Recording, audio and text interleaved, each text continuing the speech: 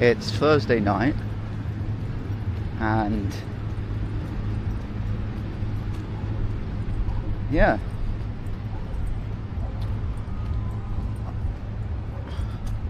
I mean, nothing really surprises me. You know, maybe I need to go to some real different places, but when you do travelling, everything's pretty fucking similar. You know, you've got your hotspots, and they have the same thing.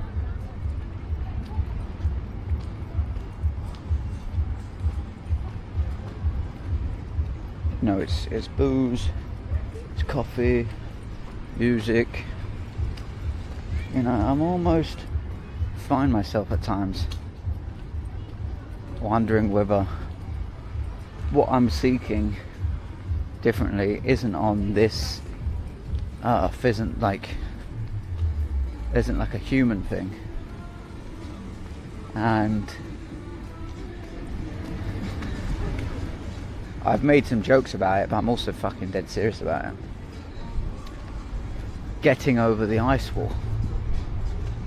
Maybe it's like completely different worlds, or completely, because everywhere that you go, there's like a collective consciousness. Hello! Fucking dangerous. Women on a very high-powered electric trike, or whatever the fuck that is. Yeah, so there's a lot of merit in getting beyond this world. I was talking about the consciousness of a place, right? And the consciousness everywhere of, well, in fact, being in Hanoi, a little village in Hanoi in Vietnam, truly was special. I had a profound experience there, and I've spoken about this a lot, but it was a profound experience. And I'd done the novelty of being there with the boys when we eventually made it and got through the fucking transfer in China and everything that we documented, which you can find on Project Wisdom. The Vietnam novelty when we got in that first Airbnb, me, Nyasha and Dubs, it was great. Like, that energy was fucking great. We were doing push-ups, you know, we were feeling good, high energy, we were meeting people, like, it was just fucking great. And anyway, there was one particular morning, because me and Nyasha had done an all night, I think we were just doing work or whatever we were doing, and we got up and went to this small, they're all small places really, but it's this small little place, and we were like, oh, we'll get some coffee, sit here, watch essentially what I say it as watching Vietnam wake up. And we sat on these tiny little stools, like no higher than your knee, like tiny little stools, and we're having our coffee and our fucking pineapple or some shit, whatever it was. And I remember that feeling, seeing all these people go past, all the school kids go past. It was like, I don't know if it happened every day, but they were marching up and down this road. There was like a march going on, almost like what you would see protest numbers, right? But they were just like almost exercising before the day started. Some people running, jogging with like cigarettes in their mouth. Fucking hilarious. But we were just soaking it all in, watching it all go past. Like there was no, that's an interesting helicopter there. Or plane? No, that's a plane coming in. Oh shit, yeah, there's a plane. There's a spot here where the planes come so close. My fucking camera could probably extend that high. That's how close they get sometimes. Anyway, Vietnam, I'm sat there. And I remember there was this Reigate school grammar bus that comes past. And Reigate School Grammar was where I was from. I didn't go to Reigate School Grammar, I was in Reigate School. And I'm like, what the fuck? Like, what the fuck is that bus doing here in the middle of nowhere in Vietnam? I was quite honestly in disbelief. I was like, am I fucking tripping balls? Like, what have I just seen? And I only recently found out what that was.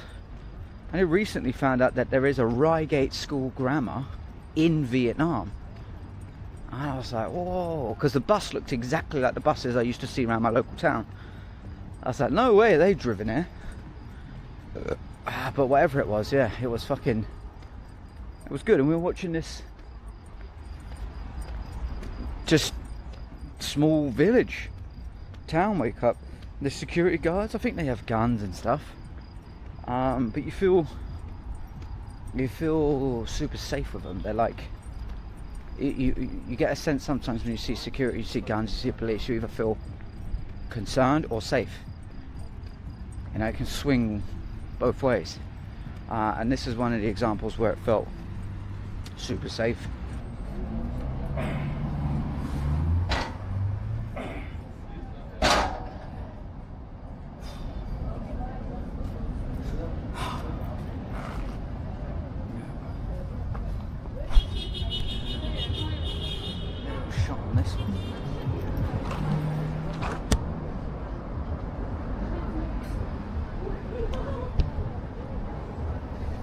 Camera's not going to start. I can stand up against this pole.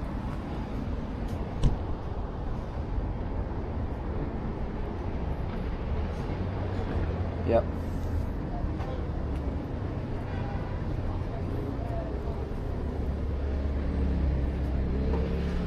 Super weird grips. I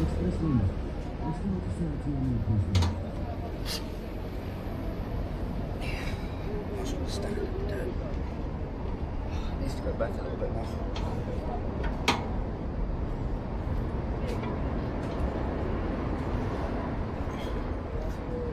Yeah. That's good. So, I didn't go to the gym today with all the antics. So, I got summoning. I quite like the idea of a chill restaurant, hotel lobby, open my laptop, do some work, to go back and find out that they've nicked all my socks.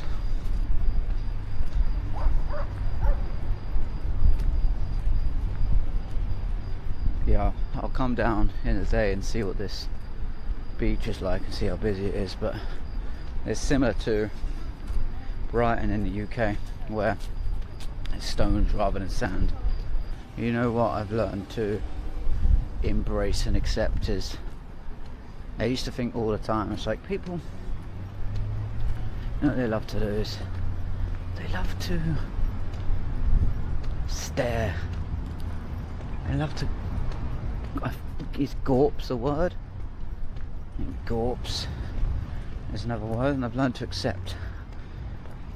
It's because you've got high energy, or you're attractive, or you've got some aura about you. Casinos, that's another thing as well. Casinos everywhere, even if they're not big casinos. There's like a culture of gambling everywhere, and I'm partly interested in like picking one game, getting good at it. You know? So this is a karaoke bar.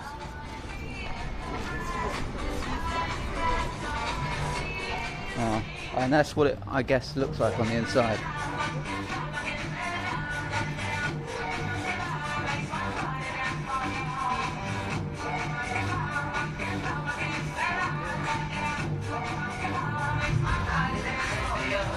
Well, I can't imagine they have any Oasis for me to sing. So, karaoke is probably out the option for me. Yeah. Oh, there's a Mario Kart themed go-kart, Batumi karting. I've been go-karting a couple times. Super good fun. You know, I feel a little bit like his Jesse Pinkman. And you know, when Jesse Pinkman's got like the, if you've seen Breaking Bad, that might be a symbol to walk through here now, to go through here. But Jesse Pinkman is a character in Breaking Bad, obviously, and there's a point where he gets a lot of money. He manages to earn a fair amount of money, and there's a scene of him riding around in a go-kart track, and he's just on his own, losing his mind, just doesn't know what to do. So he's just like seeking depth in his life. I think there's like water within this little complex here, like little bodies of water. Yeah, like the scene where Jesse Pinkman is running around, or driving around, sorry, throwing cash out the window. You know, it's almost like a cry for help. And this isn't a cry for help, but I can't help but feel a little bit like Jesse Pinkman.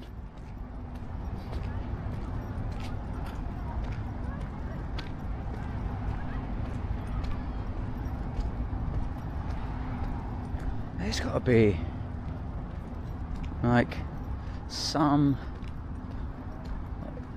spot that's like perfect for me right now. There's always one. There's like a bike by the tree. I don't know, like there's another thing with the ecosystem and shit around here. When I was in Tbilisi, I was like, how do the scooters work? Like, who's charging them up? How do they work? Like, they're just left anywhere? But there is a system. The company comes and collects them. The only ones you see available on the app are the ones that are charged. They pass the charge test per se, and they come and collect them. And you can only keep them within a certain range. I don't want to go down there too far. Yeah, you can keep them in a certain range. In there, that must be the shopping mall. Obviously, there's everything on the outside that they do. Is that place open over there? Looks like there might be just a shopping mall. Oh, Clips Casino. Yeah, that's what I'm saying. Like, casinos are probably right up my alley. They're open late. You get locked in. If you want, you can get service. I should try and get into a casino at one point. There's got to be something I can do apart from like fucking pull a lever. I'm not gonna lie, those gotta keep on edge with those dogs now. I don't know what they're barking at this time, but that dog earlier, I watched the footage back a little bit because, you know, I have to understand in a way how not to trigger it. And although I think I'm doing everything I can, when I watch the footage back, here's the dynamic, here's Charlie's analysis. This is what happened. That dog wasn't just sat there on its own, it was sat in front of a booth by the feet of some people. And I do stand out a little bit right now. Right, so a combination of me standing out a little bit, probably catching eye contact, which is a habit I don't tend to have with dogs. Yeah, Cesar Millan says it best: no touch, no talk, no eye contact.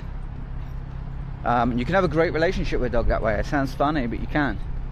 You know, the people that are like very mothering and babying to dogs, like, but like it would seem, you would believe that creates a good relationship with a dog.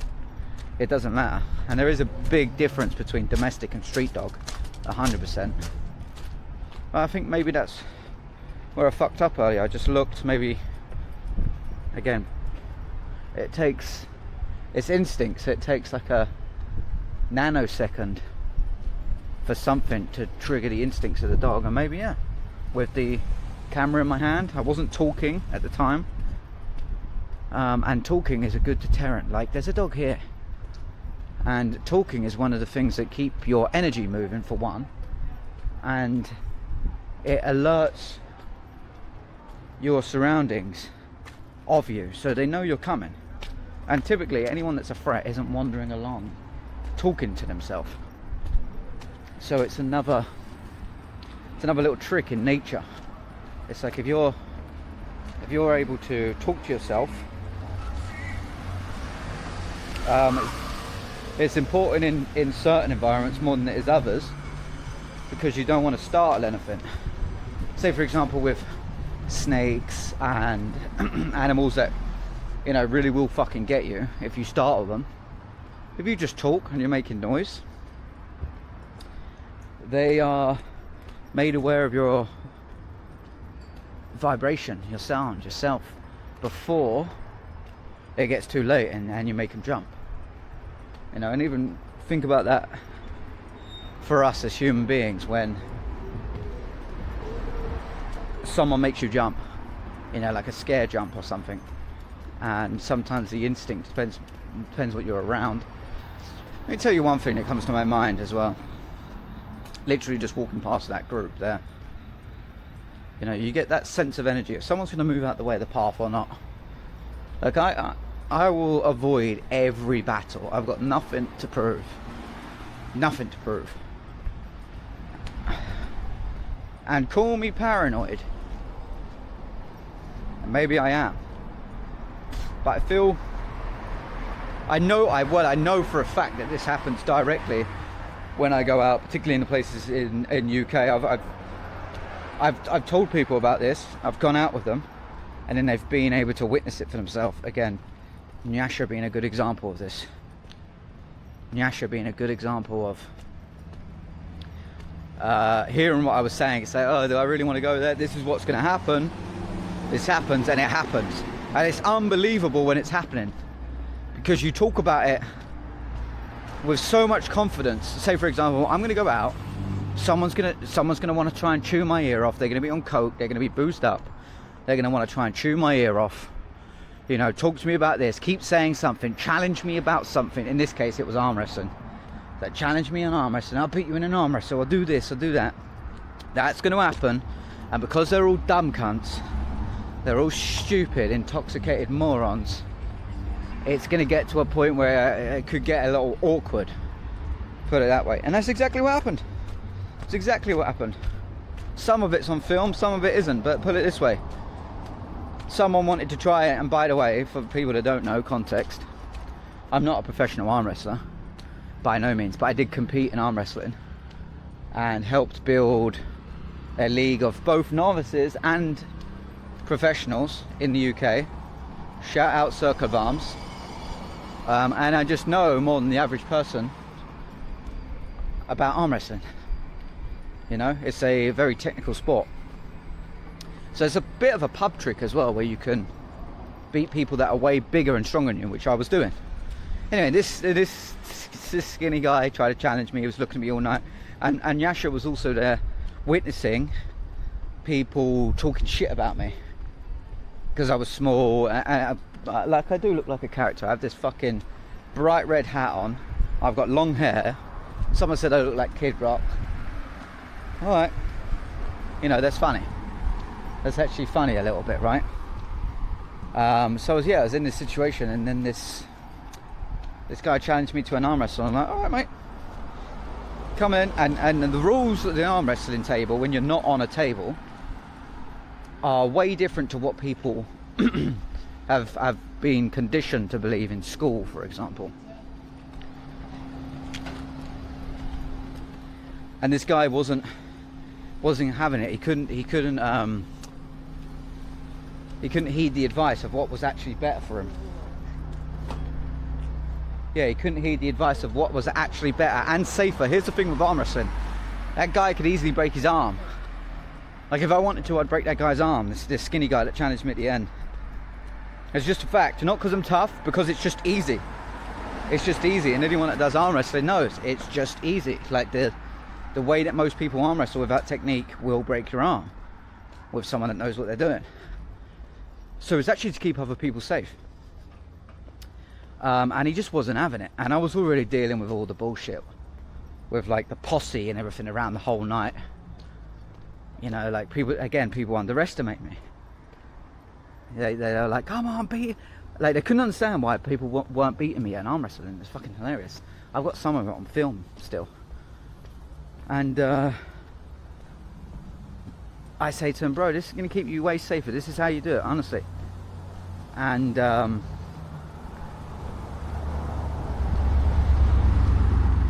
he was like, yeah, keep your arm in the air. You know, like I was pointing up to the sky. He was like, yeah, keep your arm in the air. I'm like, keep my arm in the air?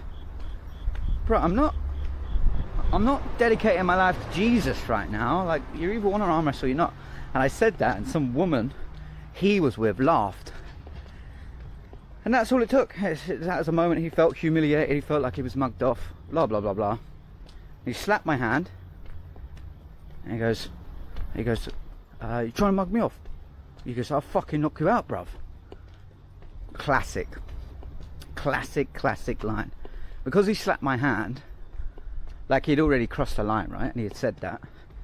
And there was a split second, like my instinct said, you just punch this guy in the face right now. You know what I mean? Let it go there. But I didn't. I was like, bro, I don't need to arm wrestle you. I was like, I'm gone, mate. And I literally like paced out of the pub. And I remember it was a moment where we went in, wreaked havoc. Well, how'd you say that? We created chaos basically just by getting the centre of attention on these arm wrestling matches that were happening in this pub. And fucking this guy did that. I said, bro, I don't need to arm wrestle you, mate. It's like, don't worry, I'm going. Got Nyasha quickly, boom, boom, grabbed my coat, grabbed my jacket, boom, we're out, we're gone. And we were gone. And it was such a win. I can't tell you the rush after that moment, to overcome that moment, to not hit that guy stupidly hit that guy that was like coked off his mind. Ridiculous, you're in a pub, it doesn't matter how good of a martial artist you are. All it takes is someone's friend smash a glass at the back of your neck, whatever, all that shit. It's like, no, off, I'm out. And the irony was, I say this humbly because, you know, there's levels, but just to the average folk, me and Yasha were doing 3-minute rounds, and we were doing 7 of them, I think. 7 of them every single day through December, and this was around Christmas time. So we were prepared, we were fit, we were like in it every day, and me and Yasha were there together. And there's an extra boost that comes from that when you know and I was in my living room fighting Yasha every day. When you know you're doing that, you know, with your friend, with your mate, controlled, and you know what you put your body through and what you put your rounds, like the rounds that you put in, how quick you get tired, you know, all this stuff, and you see someone in a pub like, and you just think, bro, if you really want to do something, you know, respectfully, come and meet us tomorrow. We literally spar in the children's play park. Come and meet us tomorrow. I'll carry my bag, like ready to go. 2 pairs of gloves. Fucking I don't know if I've missed my building here. Yeah, 2 pairs of gloves. You know, bring a gum shield if you got one. I ain't got a spare gum shield for you. And let's just do rounds. And that guy would have fucking fallen apart. But what happened at the end that was very interesting, because I got up and left, the woman, because he knew he'd fucked up, and I didn't feed that, and I got up and left, and it changed the tone. The woman actually apologized for him. She was like, oh, I'm sorry. And she had been giving me shit all night, calling me a cheater because I was holding the table, which, watch arm wrestling, yeah? You're supposed to. And all this kind of stuff. And she was like, oh shit, I'm sorry at the end. And he couldn't even look at me. As I wandered out, I just remember like this sense of him being like, what just happened? Like, he didn't even know what just happened. He doesn't know. And I think, if I recall correctly, those were his words. What? He was like, what just happened there? And it really confirmed how important it is, like sincerely, how important it is to walk away from situations, to walk away from trouble. Because that guy didn't even know what he was doing. You know, he's definitely on coke. You can almost smell coke, you can smell it.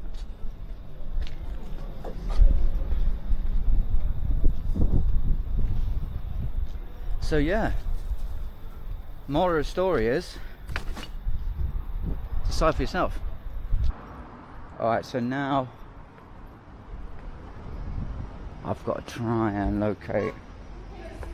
It's very dense around here. It's like there's a lot of like, compactness. Let me go this way.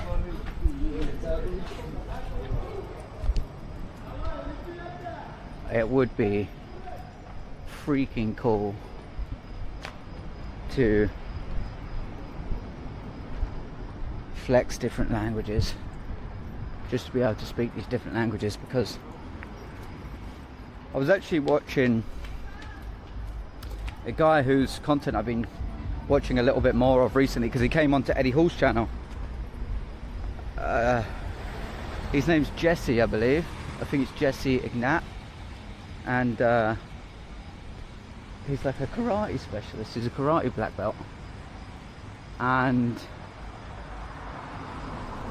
he was first on Eddie's channel.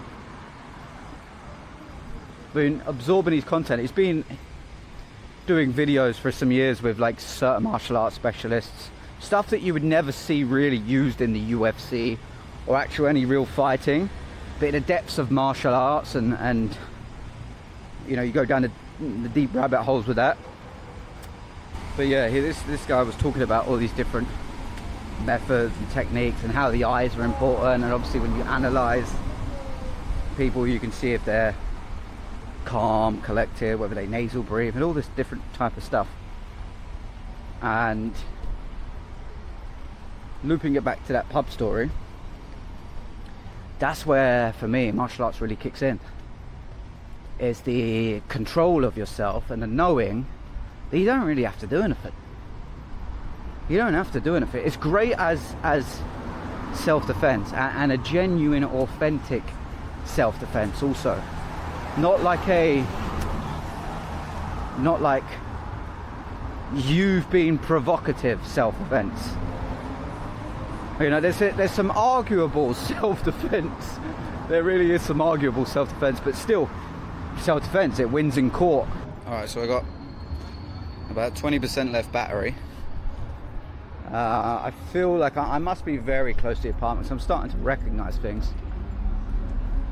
But look at this. Look at this place.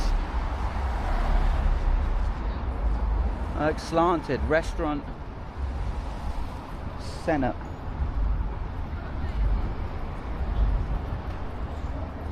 I wonder if that's open. I would go for some food right now.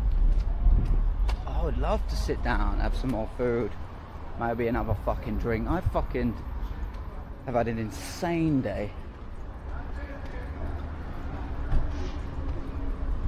But is it open? Is it open? That's the question. Let me find out.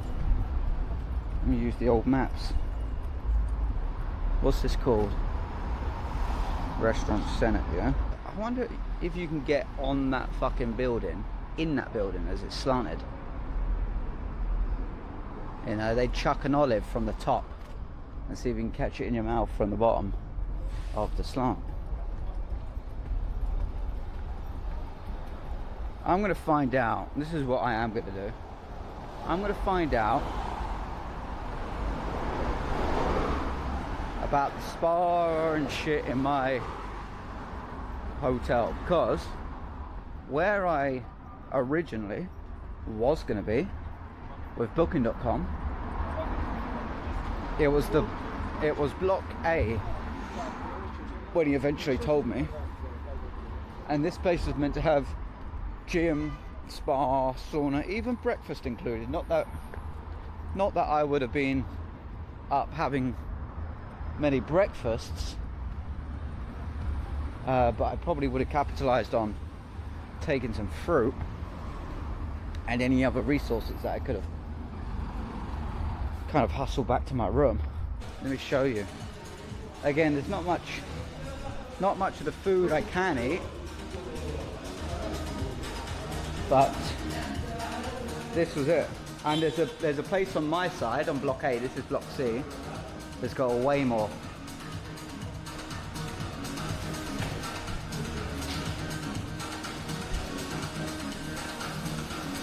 Pumpkin matcha, pina colada. I've got to find out if these are actually alcohol though. How you doing, guys? You good? Do you do those drinks? Are they alcohol drinks? They're not alcohol.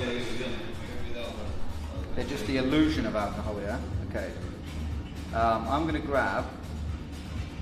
What do you recommend for like evening chill? You want some mango? Something like that? Yeah? Can you do that with like a coconut milk? Yes. Yeah? I'll have one of those, please. This is a coconut milk cold mocha. So my goal is to wander around to my part. Well, here's what I actually wish for, if I'm honest. If I can get into my room with no ag and all my stuff's there, you know, that's what I'm praying for, nothing more. And then I can black maybe cooking some eggs. You know, I think in these places as well, I don't know if you can get food delivered to your room. In everywhere that I was in Tbilisi, they drop it right outside your door. It's crazy. It's crazy to think. If you think about how that actually happens, obviously it ruins the mystique of it. Because you know, like, okay, someone's gone to a restaurant, they picked it up, they've dropped it off outside your place. This is me.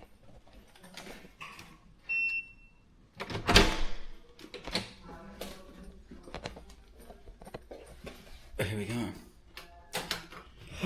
I mean, doesn't look like I've been ransacked, but let me give you just an insight. I spoke about it today. First of all, it's a very, very basic room. Okay. I might even be leaving it tomorrow. Keychain, yeah? Oh, yeah, keychain, stay safe, yeah. Yeah, keychain, oh. This is busted. So it doesn't work. Bullshit. It's another thing, right? Super, super simple. Most people probably, like, won't mind this. This looks okay, but you got to see some of the places that me and Amy have been, and the beautiful homes that we've been to. It's not just about the home; it's about the fucking people. It's about the host. It's about the experience. It's about the spirit, the energy. There's so many different things about traveling that can make or break your experience. And it's not always you spend more money, have a better experience, but it's often. I'm just going to show one view outside the window. And again, like if you want to go out here, but you see the balcony right next to us, like the balcony right next to me, I can fucking literally arm wrestle them.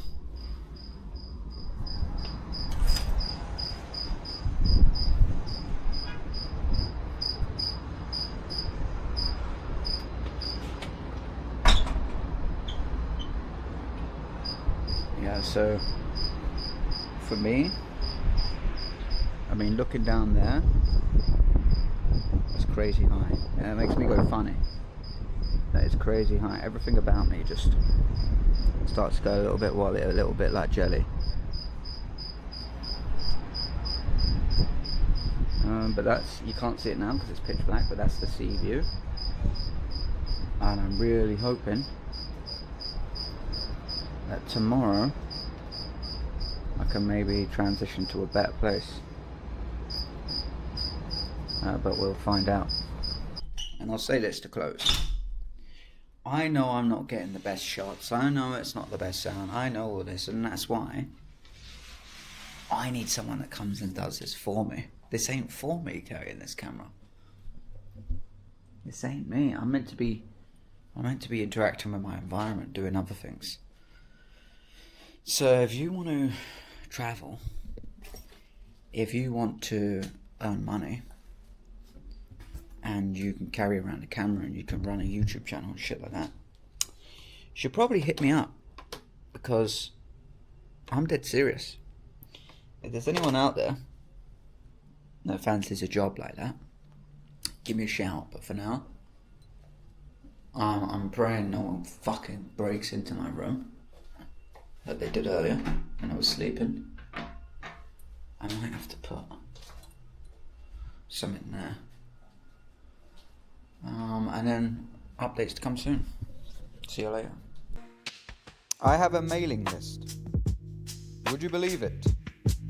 And that mailing list is where I provide all exclusive, uncensored information, wisdom, tools, free resources, invitations. Yeah, no, all the kind of basic stuff. And I realized what I have to offer often gets me pulled off social media. So the only way I can give you this direct source of wisdom is on the mailing list. Shut your mouth. Or have you?